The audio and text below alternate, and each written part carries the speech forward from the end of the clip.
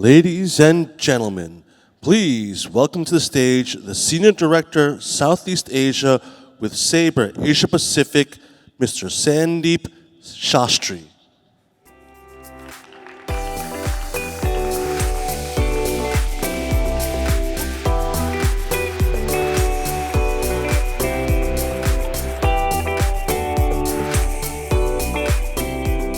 Good afternoon, ladies and gentlemen.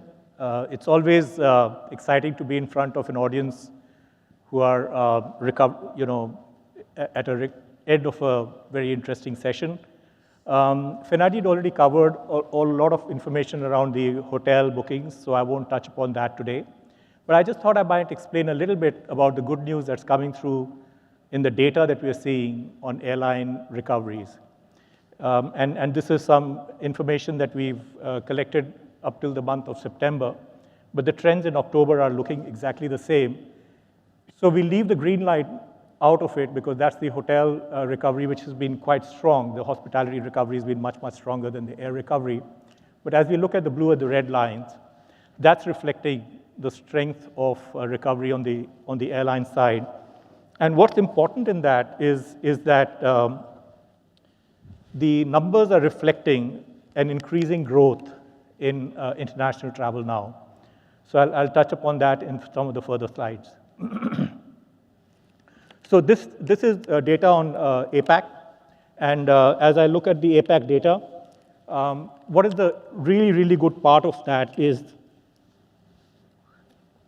as we look at the international and the domestic difference, it's narrowing.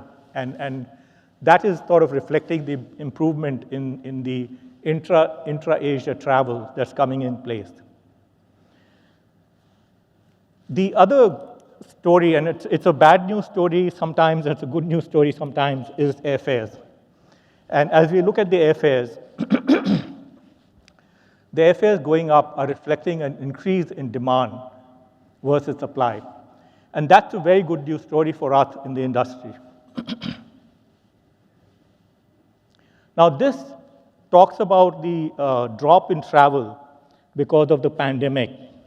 And it sounds pretty big drop, 1.5 billion less travelers. But when you look at all of the historical data, whenever there's been an issue, sorry, I've got a bit of a cold. it's returned back in a pretty strong way. What does this mean for travel agencies? What we're seeing among the trends is technology adoption, rise in internal corporate travel, and switching to low-cost carriers coming out of this. I'd be happy to answer any questions on that. Thank you.